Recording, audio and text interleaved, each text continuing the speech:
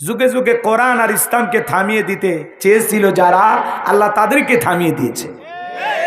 ইসলামের বিদায় ঘন্টা বাজাইতে গিয়ে ওদের জীবনের বিদায়ের ঘন্টা আল্লাহ বাজিয়ে দিয়েছেন। কথা বলেন ঠিক কিনা? আবার ভাইয়েরা, জন্য মুনাফিক চেনা বড় কঠিন, বোঝাই যাবে না।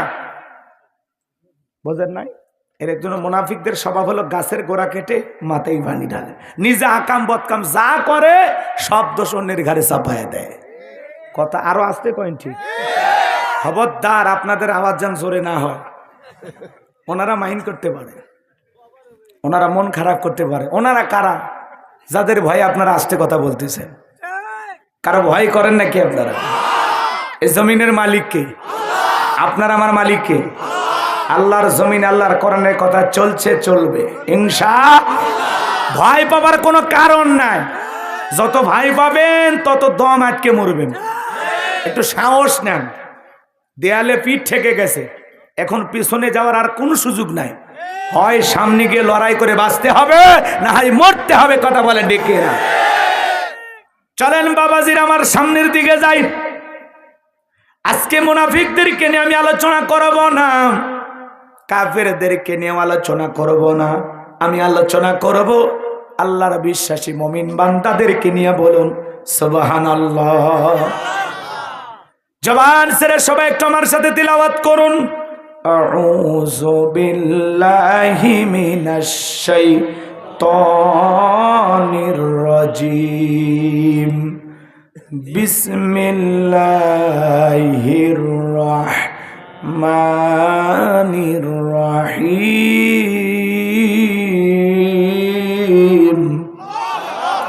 বিতাড়িত মুর্দার শয়তানের কাছ থেকে আল্লাহ পাকের কাছে আশ্রয় প্রার্থনা চাচ্ছি। পরম করুণাময় দয়ালু আল্লাহ তাআলার নামে শুরু করছি। আমরা যে কোনো কাজ শুরু করব কার নামে? আল্লাহ তাআলার নামে কাজ শুরু করলে কল্যাণ আছে না নাই? বিসমিল্লাহর কত পাওয়ার যদি আমি আপনাদেরকে বলতে যাই অনেক লম্বা হবে। বিসমিল্লাহর সম্মান মর্যাদাই তো আমরা অনেকে বুঝি না। কথা বলে না কেন? বিসমিল্লাহটাও সহি করে তিলাওয়াত করতে পারি না। এরকম কপাল ভরা আছে না নাই? শোনেন, সংক্ষিপ্ত একটা কথা। মহিলা প্যান্ডেল আপনাদের এলাকায় আছে তো? আচ্ছা শোনেন, এই মহিলা প্যান্ডেলের পাশ দিয়ে একটা অমুসলিম মেয়ে, হিন্দু একটা মেয়ে হেঁটে যাইতেছে। আল্লাহর এক বুজুর্গ গোলাম কোরআন এবং সুন্নাহর আলোকে একটি দ্বীনি মজলিসে তাফসীর করতেছেন, চমৎকার আলোচনা করতেছেন। তো হিন্দু মেয়েটা চিন্তা করলেন মুসলমানদের ধর্মীয় প্রোগ্রামে কি আলোচনা হয়, তারা কি কথা বলে।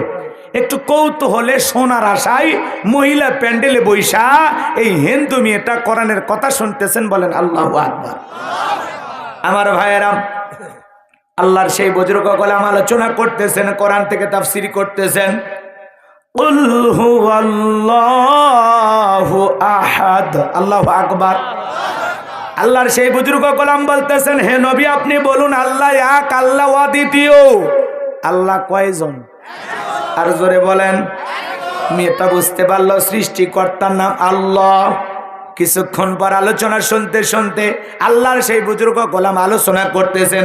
সে আলেম বান্দা আলোচনা করে বলতেছেন, ইন্নাদ-দীনা ইনদাল্লাহিল ইসলাম। নিঃসন্দেহে আল্লাহ তাআলার কাছে কেবলমাত্র শুধুমাত্র একটি ধর্মই মনোনীত, সেই ধর্মের নাম ইসলাম। জোরে বলেন কি? ইসলাম আছে যেখানে শান্তি আছে, ইসলাম আছে যেখানে সমাধান আছে। আমরা শুধু মুখে মুখে বলি ইসলাম শান্তির ধর্ম, কিন্তু কোন জায়গায় ইসলামকে প্রতিষ্ঠিত করলে আসল শান্তি পাওয়া যাবে সেই জায়গায় আমরা চিনি না। কথা কর না কেন? রাগ করবেন? একটা ছোট্ট উদাহরণ দিয়ে একটা কথা বলি। একটা দোকানের মালিক, তার কর্মচারীর নাম ছিল ইসলাম। ওই দোকানের মালিকের একটা মেয়ে ছিল, এর নাম ছিল শান্তি। এই দোকানের কর্মচারী সুযোগ পাইলে দোকানদারের মেয়ের সাথে ভাব জমায়, প্রীতি জমাইছে, মানে ভালোবাসাবাসি, বোঝেন তো, প্রেম করছে। যুবকের আবার এগুলো বোঝে। যেহেতু যুবকদের মাহফিল, আজকে যুবকদের ওয়াজ হবে, তবে এখন না, একটু পরে। ওদেরকে সাইজ করার জন্য আমার একটা চিন্তা ভাবনা আছে। আপনারা কি বলেন? হ্যাঁ, মুরব্বী চাচা আছেন যারা, আপনারা মন খারাপ করবেন না, একেবারে নিরাশ কাউরে করা হবে না। মা বোন যারা বসে আছেন, মা আপনারাও টেনশন করবেন না, আপনাদের জন্য আলোচনা হওয়া দরকার, কারণ বারবার আপনারা এই দেশের সরকার। এজন্য অল্প সময়ের মধ্যে আমি গোলাম রব্বানী মহিলাদের আলোচনা করে দেব শুরু, কারণ মা বোনেরাই ঘরে বাইরে আমাদের নাটের গুরু। একটু অপেক্ষা করেন, আমি যে কথা বলতে চাচ্ছিলাম। দোকানদার টের পাইছে তার দোকানের কর্মচারী ইসলাম, তার মেয়ে শান্তির সাথে প্রেম করে। এইটা টের পায় দোকানদার ধমক দেয়, এসে ধমক না, এই বেটা ইসলাম তোর সাহস কম না, তুমি 2 টাকার কর্মচারী হইয়া আমার মেয়ের সাথে প্রেম করো। আকাশের সূর্য যেমন নিচে নামবে না, তেলে পানিতে যেমন মিশবে না, তোমার মতো 2 টাকার কর্মচারীর সাথে আমার মেয়ের সম্পর্ক, এটা আমি মানতেই পারি না। যা, আজ থেকে তোর চাকরি শেষ। মেয়েকে ভালোবাসার অপরাধে ইসলামকে যখন দোকান থেকে বের করে দেওয়া হলো, এইবার ইসলাম জয়পুর বাস স্ট্যান্ডে যায় ফোন, জয়পুর হাটের বাস স্ট্যান্ডে যা ফোন দিছে, হ্যালো শান্তি। বলে তুমি কই? দোকানে নাই। বলে না, তোমাকে ভালোবাসার অপরাধে তোমার বাবা আমাকে দোকান থেকে তাড়িয়ে দিয়েছে, আজকে তোমাকে ভালোবাসার পরীক্ষা দিতে হবে। তোমার জন্য তোমার বাবার এত গালি চর থাপ্পড় সহ্য করলাম, তুমি যদি সত্যি আমাকে ভালোবাসো, গাট্টি গুট্টি গুছায়া এই মুহূর্তে জয়পুর বাস স্ট্যান্ডে চলে আসো। এইবার শান্তি ভালোবাসার টানে প্রেমিকের হাত ধরে পালিয়ে গেলেন। সন্ধ্যাবেলায় ঘরে খোঁজে শান্তি নাই, বাইরে খোঁজে শান্তি নাই, কোচিং সেন্টারে ফোন দিয়ে শোনে শান্তি নাই। এইবার দোকানদারে টেনশনে মাথায় হাত, যারা ওই দোকানে আসতেছে কাস্টমার, এবার ডেকে বলে, দোকানদার ভাই দেখে মনে হয় আপনি টেনশনে আছেন, ব্যাপারটা কি? বলে আমার শান্তি নাই। বলে শান্তি নাই মানে? মনের শান্তি নাই নাকি আপনার মেয়ে শান্তি নাই? বলে মনেও শান্তি নাই, আমার ঘরের মেয়ে শান্তিও নাই। বলে আপনার মেয়ে শান্তির খবর নেওয়ার আগে বলেন আপনার দোকানের কর্মচারী ইসলাম কোথায়? তখন বলতেছে আমার মেয়েকে ভালোবাসার অপরাধে আমি ইসলামকে তাড়িয়ে দিয়েছি। তখন বলতেছে, ওরে দোকানদার বোকা, তোর দোকানের কর্মচারী ইসলাম তোরে দিয়েছে ধোকা। তুমি কি বোঝো না, যেখানে ইসলাম থাকে না সেখানে শান্তি থাকতে পারে না? কথা বলেন ঠিক কিনা? আজকে আমরা মুখে মুখে বলি ইসলাম শান্তির ধর্ম, কিন্তু কোন জায়গায় ইসলাম নামের গাছটাকে দাঁড় করায় দিলে, ইসলামটাকে প্রতিষ্ঠিত করলে শান্তির সুবাতাস পাওয়া যাবে, পুরো পৃথিবীটা শান্তির সমাজে পরিণত হবে, সেই জায়গাটাই চিনি না। কথা কন না কেন? বাংলাদেশে একটা জায়গা আছে, চেনেন তো? হ্যাঁ, কোন জায়গা? হ্যাঁ, আরো আসতে কোন?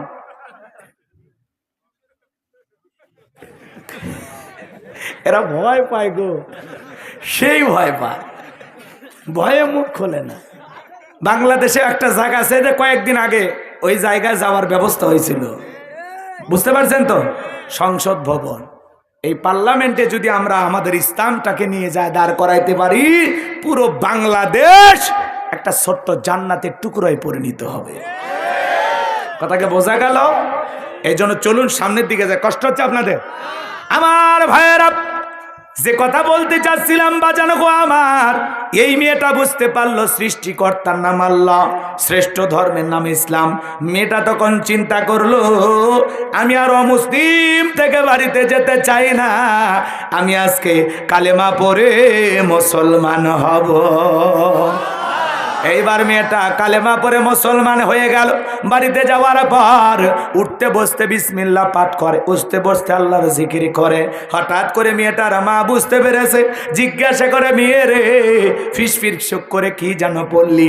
মেয়েটা ডেকে বলে, মা মুসলমান হয় যারা মিথ্যা কথা বলতে পারে না তারা, ওয়াকুলু কওলান সাদীদা। মুসলমানেরা হবে সত্যবাদী, মুসলমানেরা কোনোদিন মিথ্যাবাদী হতে পারে? মুসলমান সত্য কথা বলা লাগবে। আপনি যদি নিজেকে ইমানদার মুসলমান দাবি করেন, আপনাকে হতে হবে সত্যবাদী। আপনার জবান দিয়ে মিথ্যা কথা আসবে না।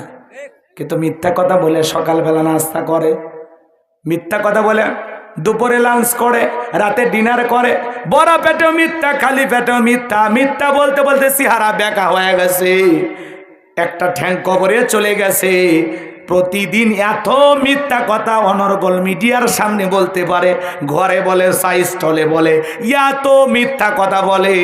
ওর মিথ্যা কথা শুনে শয়তান পর্যন্ত হাসি আর বলে আমিও এত খারাপ না। কথা কন না কে? ও যে মিথ্যা কথা বলে আর চেহারা দেখে বোঝা যায়। কথা কন। 3 বার হজ করে আসছে, এরপরে হাজী সাহেব মিথ্যা কথা বলে জমি বিক্রি করে, আছে না নাই? মিথ্যা কথা বলে নানান ধরনের অপকর্ম করে।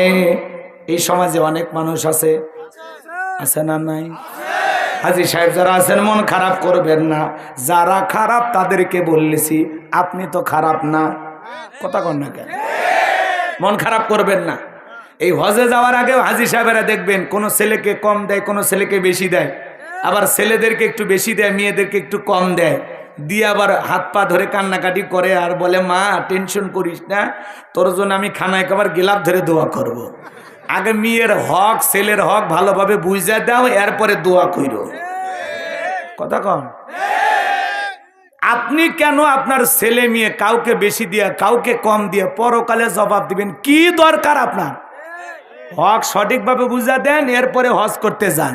তাছাড়া হক মাইরে খাইয়া, সন্তান কাউকে ঠকাইয়া, কাউকে বেশি দিয়ে, এলাকার লোকের সাথে প্রতারণা করে 2 নাম্বারই কইরা ওই টাকা জমায়া হজে যাবেন, আপনার হজ বাংলাদেশের বিমানবন্দর পার হবে না। কথা বলেন ঠিক কি না? পরিবর্তন হয়ে যান, সঠিক হক আগে বুঝে দেন। হক যে কি এটা বলতে গেলে তো 2 ঘন্টা ওয়াজ করা লাগবে।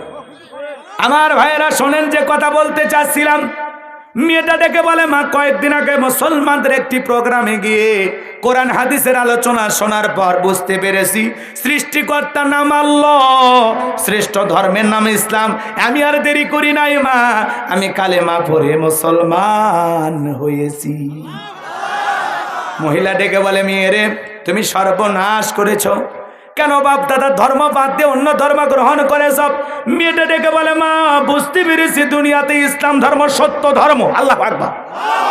এই জন্য আমি ইসলাম ধর্ম গ্রহণ করেছি। এই কথা শোনার পর ডেকে বলে মা তুমি আমাদের আশা ভরসা, এখনো সময় আছে মা, ইসলাম ধর্ম ত্যাগ করে বাপ দাদার ধর্মে ফিরে আসো। মেয়েটা ডেকে বলে মা যত কথাই বলো আমার পক্ষে ইসলাম ধর্ম ছাড়া সম্ভব নয়। রাতের বেলা যখন স্বামী চলে আসছে ডেকে বলে স্বামী সর্বনাশ হয়েছে, আমাদের একমাত্র মেয়ে কালেমা পড়ে মুসলমান হয়ে গেছে, তাই নাকি? বলে হ্যাঁ। মেয়েকে ডাক দিয়ে জিজ্ঞাসা করা হলো মা এসব কি শুনছি, তুমি নাকি কালেমা পড়ে মুসলমান হয়েছো? মেয়েটা ডেকে বলে বাবা যা শুনেছেন সত্য, আমি কালেমা পড়ে মুসলমান হয়ে গেছি। এই কথা শোনার পর ডেকে বলে মেয়ে রে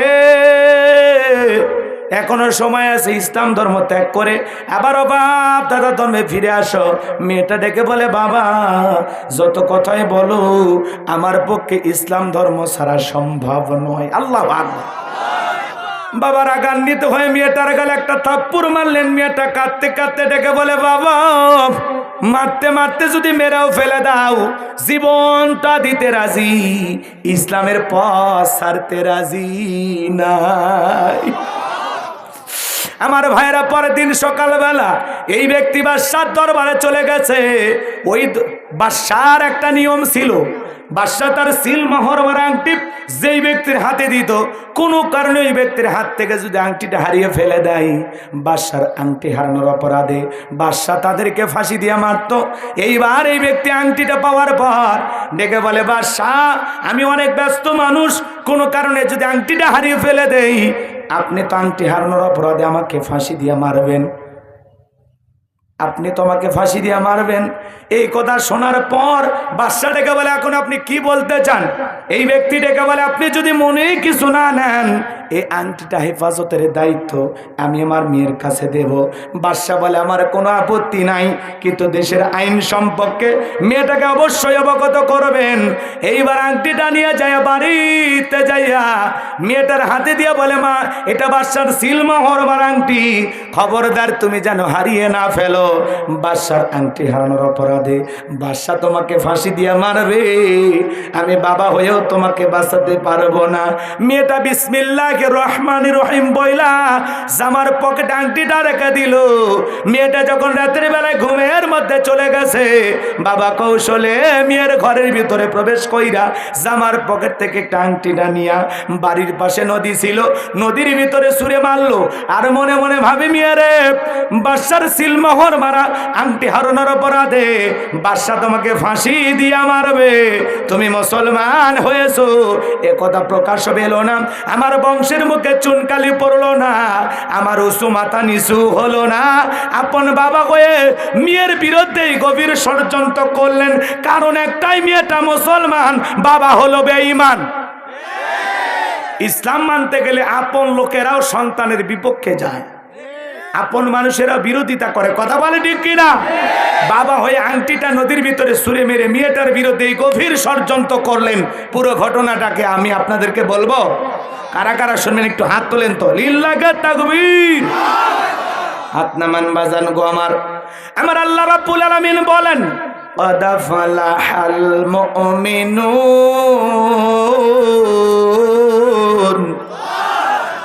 সূরা আল মুমিনুন থেকে আমরা কথা শুনবো, বলবো। একটু খেয়াল করেন, যে কোনো সূরা বা আয়াতের তাফসীর করতে বলে কোন প্রেক্ষাপটে কোন সময় রসুলের ওপরে সে আয়াতটি বা সূরাটি নাজিল হয়েছে, সেই নাজিলের শানে নজুল আলোচনা করার দরকার আছে না নাই? যদি শানে নজুল আলোচনা করা হয় তাহলে তাফসীর বুঝতে সহজ হয়, বলুন সুবহানাল্লাহ। তাহলে নবীজির উপরে কোন সময় কোন প্রেক্ষাপটে এই আয়াতে কারিমাগুলো নাজিল হয়েছে একটু জানার দরকার নাই? একটু সংক্ষিপ্ত করে বলি। আমার ভাইয়েরা, বিশ্বনবীর প্রিয় সাহাবী হযরত ওমর ফারুক রাদিয়াল্লাহু তাআলা আনহু বলেন, আমি মৌমাছির বনবন আওয়াজ শুনলাম, ডানে তাকায় মৌমাছি নাই, বামে তাকায় মৌমাছি নাই। বিশ্ব নবীর চেহারা মোবারকের দিকে তাকায় দেখি নবীজি ফিস ফিস করে কি যেন তিলাওয়াত করতেছেন। হযরত ওমর ফারুক রাদিয়াল্লাহু তাআলা আনহু বলেন, আমার বোঝার বাকি রইল না, আসমান থেকে নবীজির উপরে কোরআনুল কারীম নাজিল হচ্ছে, আর বিশ্ব নবী কোরআনুল কারীম রিসিভ করতে ব্যস্ত আছেন। বলেন আল্লাহু আকবার। মৌমাছির বন বন ভন ভন আওয়াজ হইলে কোরআনুল কারীম নাজিল হয়। দপ্তরি ছুটির ঘন্টা মারি মারে টন টন আওয়াজ হইলে কোরআনুল কারীম নাজিল হয়। নবীজি যখন ঘোড়ার উপরে থাকতেন, ওই সময় যদি কোরআনুল কারীম নাজিল হইতো, ওহির ভারে ঘোড়ার পা গুলো বালুর ভিতরে ডেবে যেত। বলেন আল্লাহু আকবার। এক সাহাবী রানের উপরে মাথা রেখে নবীজি আরাম ফরমাচ্ছেন, ওই সময় কোরআনুল কারীম নাজিল হচ্ছে। সাহাবী ডেকে বলেন, আমার কাছে মনে হয় আমার রানটা ফেটে যাবে, আমার কাছে মনে হয় পাহাড় আমার রানের উপরে চেপে ধরা হয়েছে। তাহলে কোরআনুল কারীমের একটা আলাদা ওয়েট, আলাদা একটা ওজন আছে না নাই? দীর্ঘ 23টি বছরে নবীজির উপরে কোরআনুল কারীম নাজিল হয়েছে। এই কোরআনের সম্মান মর্যাদা কত আমরা কপাল পরা মুসলমান আজও বুঝলাম না। কথা বলে ঠিক কিনা? 30-40 বছর বয়স হয়ে গেছে, 50 বছর বয়স হয়ে গেছে, জীবনে কোনোদিন আল্লাহর এই কিতাবটা খুলেও দেখেনি এমন মুসলমানও আছে না নাই? জীবনের প্রথম ওহী রিসিভ করতে গিয়ে নবীজির শরীর মোবারকে জ্বর পর্যন্ত এসেছিল। দীর্ঘ 23টি বছরে রসুলের উপরে কোরআনুল কারীম নাজিল হয়েছে। সেই কোরআন আমাদের পড়ার দরকার আছে না নাই? সেই কোরআনের জ্ঞান আমাদের অর্জন করা দরকার আছে না নাই? আল্লাহ আমাদের সবাইকে কোরআন পণ্যওয়ালা বান্দা হিসেবে কবুল করুন। জোরে বলুন আমিন। একটু মনোযোগ দেয় শোনেন বাজান, ওই দিকে বলতে গেলে লম্বা হবে, লম্বা করবো না। হযরত ওমর ফারুক ডেকে বলেন, নবীজির কোরআনুল কারীম রিসিভ করা শেষ হয়ে গেল। বিশ্ব নবী সাহাবায়ে কেরামদের দিকে মুখ ঘুরে ডেকে বলেন, ও আমার সাহাবীরা, এই মাত্র আসমান থেকে জিবরাইল এসে আমার উপরে সূরা আল মুমিনুনের 10টি আয়াত কারিমা নাজিল করে জানায় দেখলেন, নবী গো, এই 10টি আয়াতের ভিতরে আমার আল্লাহ রাব্বুল আলামিন তার আদরের মুমিন বান্দাদের জন্য 7টা বৈশিষ্ট্য নিয়ে আলোচনা করেছেন, 7টা গুণাবলী নিয়ে আলোচনা করেছেন।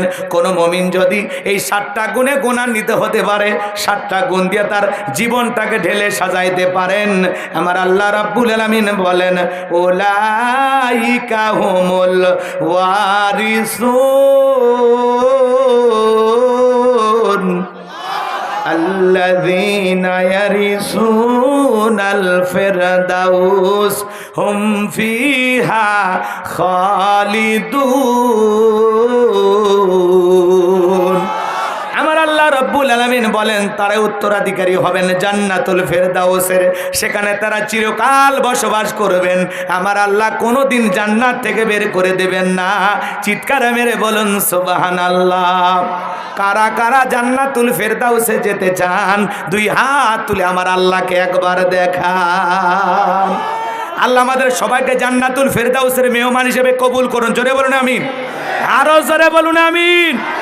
আর একবার বলেন আমিন। এবার 60টা আঙ্গুল দেখান। কয়টা? এই যে খেয়াল করেন, জান্নাতে যেতে হলে মাত্র কয়টা গুণাবলী? 7টা গুণাবলী, 7টা বৈশিষ্ট্য দিয়ে, 7টা গুণ দিয়ে নিজের জীবনটাকে যদি সাজাইতে পারি, জান্নাতুল ফেরদাউসের ওয়ারিশ বানায় দিবেন কে? হাত নামান। বাবা মারা গেলে ওয়ারিশ সূত্রে সন্তান যেরকম বাবার সম্পত্তির ভাগ পায়, কোনো মুমিন যদি এই 7টা বৈশিষ্ট্য 7টা গুণাবলী অর্জন করে মারা যেতে পারে, আল্লাহ রাব্বুল আলামিন তাকে জান্নাতুল ফেরদাউসের মেহমান বানায় দিবেন। বলেন সুবহানাল্লাহ। আল্লাহ তাআলা যে আমাদেরকে কত ভালোবাসেন জানেন? আল্লাহ তাআলা ভালোবেসে মুসলমানের ঘরে জন্ম দিয়া জান্নাতের রাস্তা একটু আগায় দিয়েছেন। সুবহানাল্লাহ বলবেন না?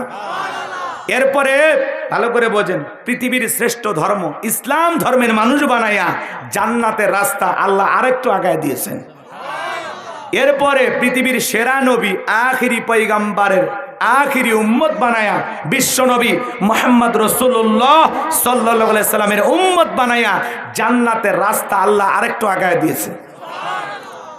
এরপরে পৃথিবীর শ্রেষ্ঠ কিতাব কোরআনুল কারীম দান করে আল্লাহ জান্নাতের রাস্তা আরেকটু আগায় দিয়েছে। এখন একটু আমল করলেই জান্নাত। জাতির দিক দিয়ে আমরা সেরা জাতি, মুসলিম জাতি। ধর্মের দিক দিয়ে সেরা ধর্ম ইসলাম পেয়েছি। নবীর দিক দিয়ে সেরা নবী বিশ্ব নবীকে পেয়েছি। কিতাবের দিক দিয়ে সেরা কিতাব কোরআনুল কারীম পেয়েছি। আজকের আলোচনা শুনে আমল করলে জান্নাতটাও সেরা পাবো ইনশাআল্লাহ। আল্লাহ কবুল করে। জোরে বলেন আমিন। আর কোনো ভূমিকা নাই, আর কোনো কথা নাই, ডাইরেক্ট আলোচনা। কষ্ট হবে আপনাদের?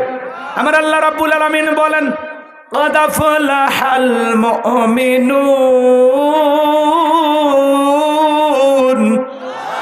আমার আল্লাহ রাব্বুল আলামিন বলেন অবশ্যই মুমিনেরা সফল হয়েছে। অলরেডি মুমিনেরা সফল হয়েছে। সফল হয়েছে তারা ঈমান এনেছে যারা। ক্বাদ আফলাহাল মুমিনুন, অবশ্যই মুমিনেরা সফল হয়েছে। অলরেডি মুমিনেরা সফল হয়েছে। সফল হয়েছে তারা ঈমান এনেছে যারা। ঈমানদার ছাড়া আল্লাহর কাছে সফল হওয়া যায়? আমরা মনে করি ক্ষমতা থাকলে সফল, টাকা থাকলে সফল, পৃথিবীর সবাই চেনে জানে সফল, এমপি মন্ত্রী হতে পারলে বুঝি সফল। না, এটা সফলতার মাপকাঠি না। ভালো করে বোঝেন। পৃথিবীর সবচাইতে বড় নেতা নাম কি? আমেরিকার প্রেসিডেন্ট কি নাম? Joe Biden. এর হলো বর্তমান পৃথিবীর সবচেয়ে বড় নেতা। আপনাদের এলাকায় একটা বাজার আছে, খেতলাল বাজার, তাই না?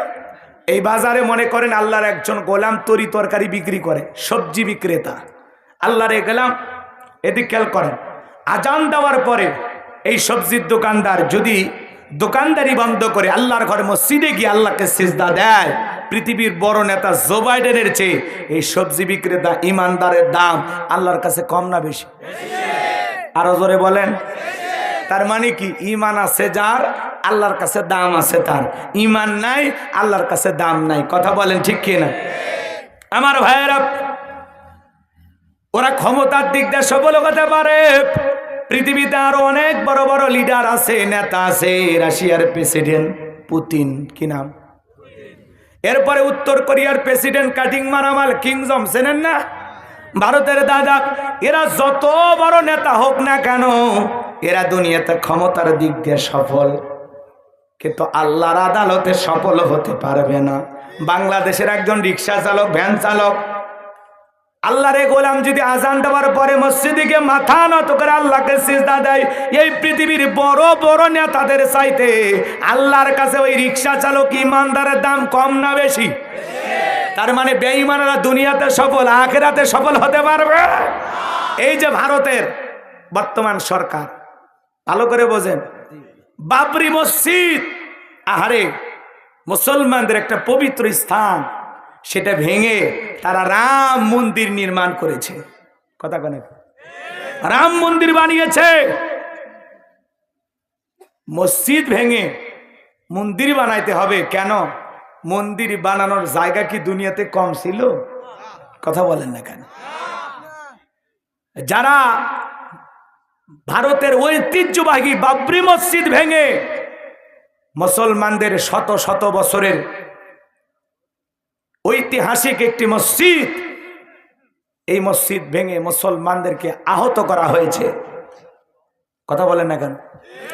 এই মসজিদ ভেঙে মুসলমানদের কলিজাতে আঘাত করা হয়েছে। কথা বলে ঠিক কিনা?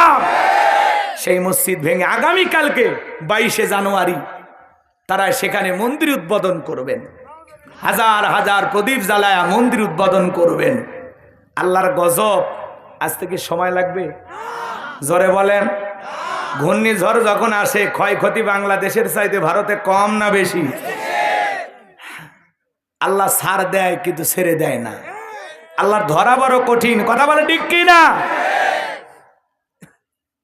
ভারতের মুসলিম হিন্দু ভাইয়ের আমি নিজের চোখে দেখেছি, তারা পাশাপাশি বসবাস করে, ব্যক্তিগতভাবে তাদের কোনো দ্বন্দ্ব নাই। পাশেই মসজিদ, পাশেই মন্দির, কোনোদিন ঝগড়া হয় না, কোনোদিন মারামারি হয় না।